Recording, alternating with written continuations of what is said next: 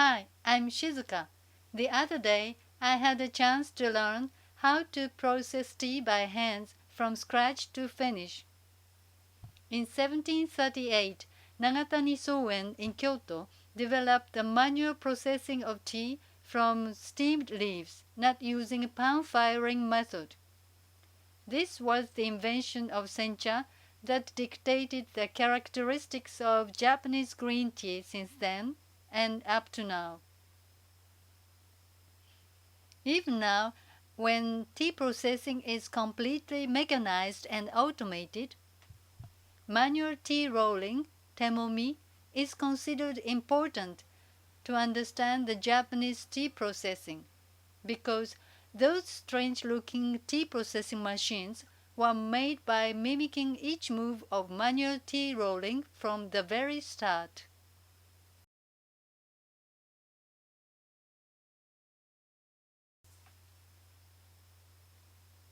This is hoiro, a table for Temomi with a gas heater which replaced charcoal brazier. Above the heater, there is a grate to support an iron sheet. The top is jotan, a frame spanned by Japanese paper. We use these leaves today. It's 8 kilo and the cultivar is saemidori. Now we steam leaves using a steaming machine, but more formally, a special steaming basket for Temomi would be better used. 7 to 8 people are assigned to each of 2 hoiros. These are just steamed leaves. After cooling, we put leaves on the hoiro.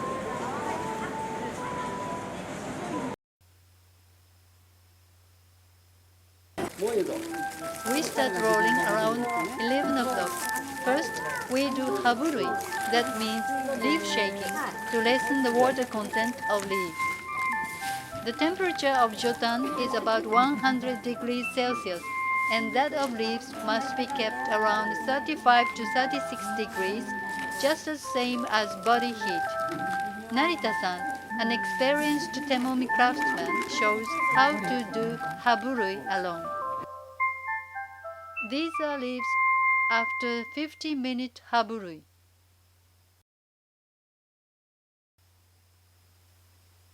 Now Mr. Inagaki, a qualified instructor of Temomi, explains as kaiten momi. The point is to move a mass of leaves rolling, not dragging, which would damage leaves.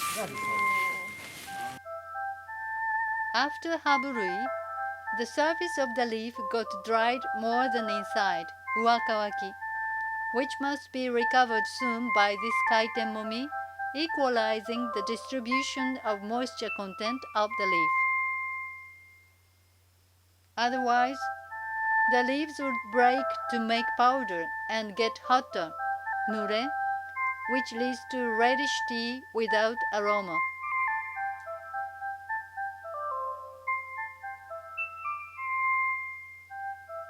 We had lunch in turn, as we have to work long hours. Taking a break was a relief.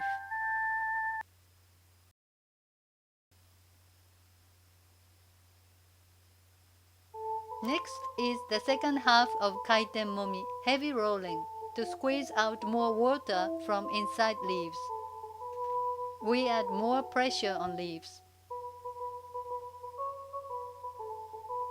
This is to make moisture of the leaf evenly on the surface and inside, or between leaves, veins, and stems.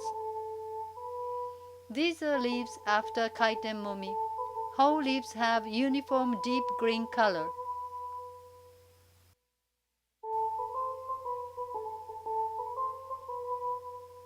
This is tamatoki, to loosen lumps that appeared during kaiten momi.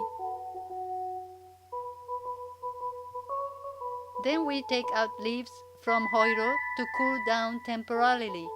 This is called nakaage. While jotan, are cleaned up for next steps.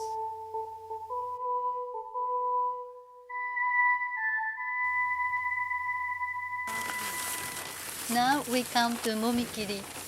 This might be the most skill-requiring process of temomi. In this process, the leaves get dried further and shaped like needles. Hold leaves between your palms and rub them, not just simply, but tightening index and little fingers and loosening other fingers such that leaves come out both upwards and downwards. Beginners like me tend to end up making a lump of leaves in their palms.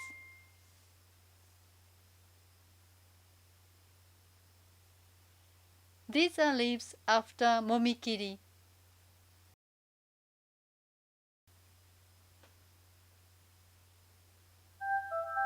Next step is denguri momi. It is to even the moisture of leaves again and to shape them further. Supporting leaves by one hand below, push them with the other hand above. As the leaves are rubbed by each other, they get twisted tighter and sharper. We must be careful to set all leaves in one direction.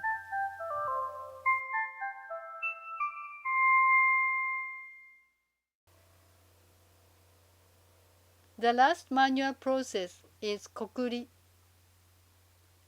In the course of these last steps, leaves acquire distinctive aroma and taste.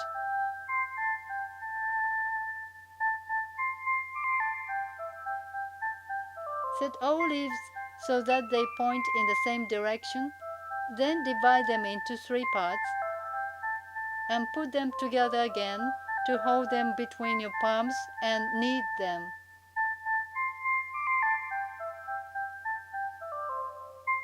Roll leaves softly so that leaves are rubbed each other and become shiny and smooth. We did kokuri over and over, about 1.5 hours.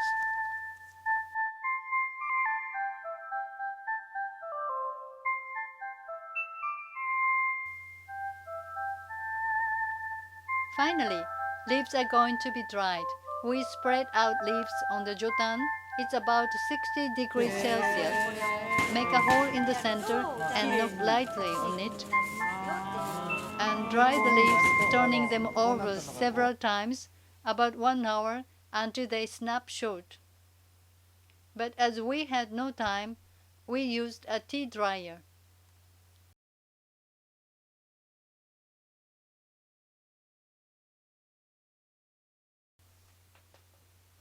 While waiting tea gets dried, we cleaned up the hoiros and their surroundings. In the end, we've got about 1.6 kilo tea from 8 kilo fresh leaves. It's about 6:30 p.m., getting dark outside. We tasted our temomi cha, a result of 7 hours of labor. Each tea roller took 55 grams of temomi cha home. I can say we made a quite good tea for beginners. It had a fresh and grassy aroma and a mild taste with umami. Of course, the quality of temomi cha depends on the skill of the craftsman. It needs long training to become a good tea roller.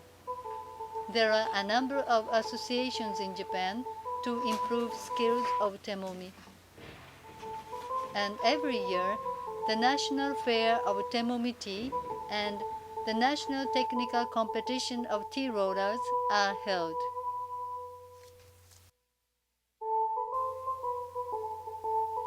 It is said that good temomi cha gets back the appearance of fresh leaves just as they were after brewing. Anyway, it was fun making tea by hands. I feel like doing it again.